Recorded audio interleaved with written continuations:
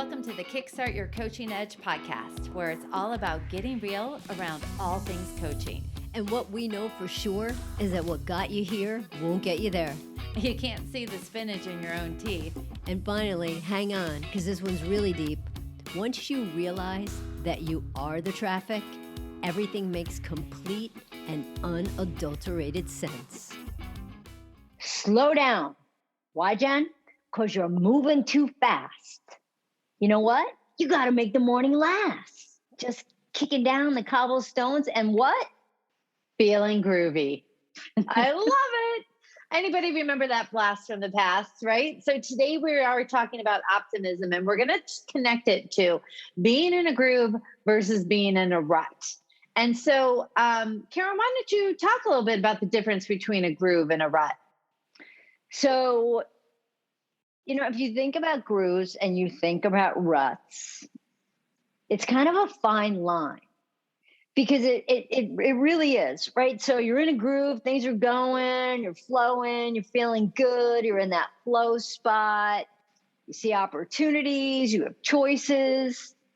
And then all of a sudden you start to do the same thing. Like you feel like a robot, like every day is the same. You watch Good Morning America, and then who knows, you watch Hoda and Jenna, and then whoever else. And like your day is just programmed.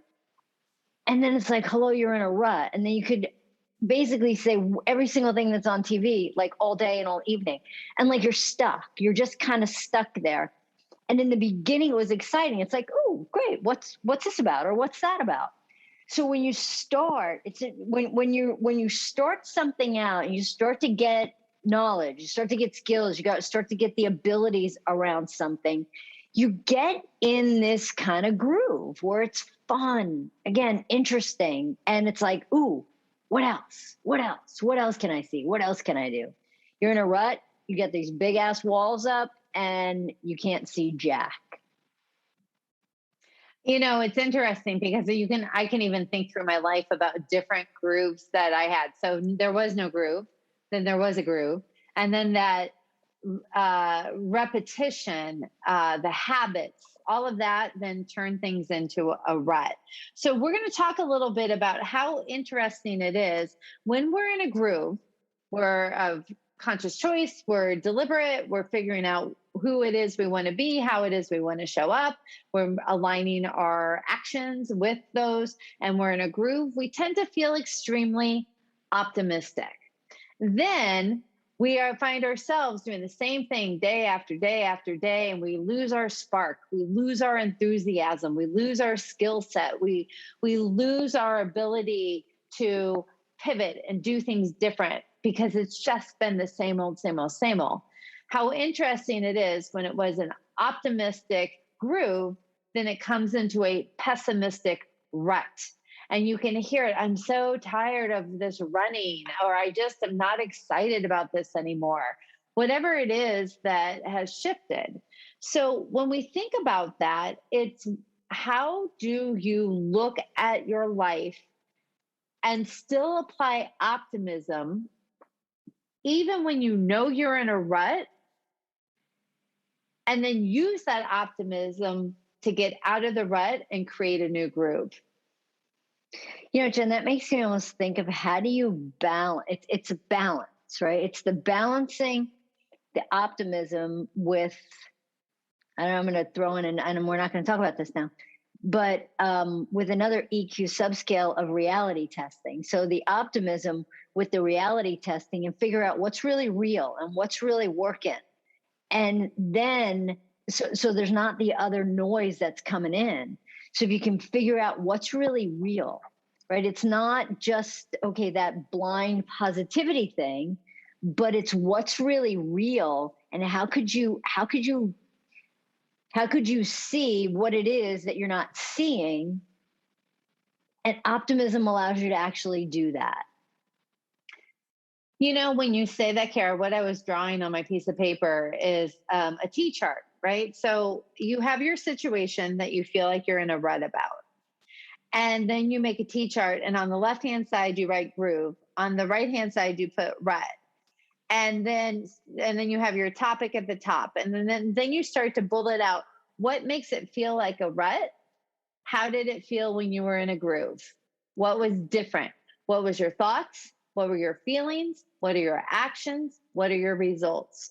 And when you start to be able to do a compare and contrast, because I was in a groove, now I'm in a rut, what makes it feel like a rut? How did it feel when I was in a groove? And then what you get to do is consciously choose how you want to do it. Because it's not about throwing the baby out with the bathwater. No, it's not. It's not about saying, I don't want to do this activity anymore. I don't want this result. It's about, what do I need to do to shake things up? What makes it feel like a rut?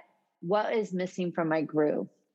And that, my friends, is the way to be able to use optimism, which is hope and confidence about the future. Not automatically, I just love everything about my life. And since we know that we have the power of choice, we can easily turn a rut right back into a groove. So, yeah. Yeah, you know, Jen, I think that that's really important, because you can have, like, it doesn't mean that to get out of a rut, you need to change jobs, right? It doesn't mean that you need to get divorced. It doesn't mean that, I don't know, whatever, you need to buy a new car. Although, no, but what it is you need to shake something up, right?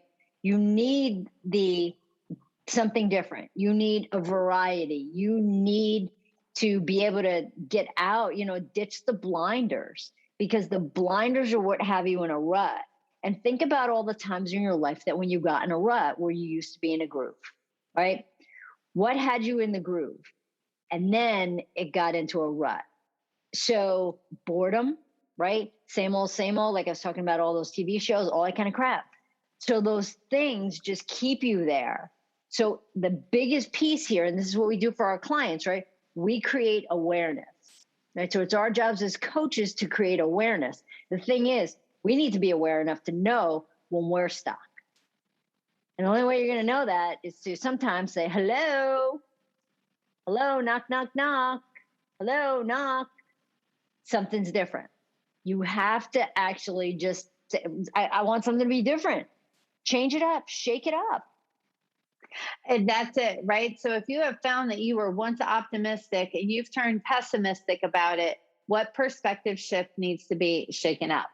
And before we go, we just want to remind you the Holy Shit series is coming up. It starts on August 23rd. And our first topic is to get out of your coaching rut. It's a 4-part series. We want you to be a part of it. Go ahead and check out the show notes to be able to find the link to sign up. But do it. You won't regret it. And we will talk to you soon. Hey, everybody. Thanks for listening to the Kickstart Your Coaching Edge podcast. Craving more in-depth discussions? Check out the Get Real Inner Circle with our no BS in-crowd of coaches. Join live coaching discussions, breakdowns of coaching calls, and have some fun while you're at it. You're going to want to go to kickstartyouredge.com/inner circle. It's time to get real.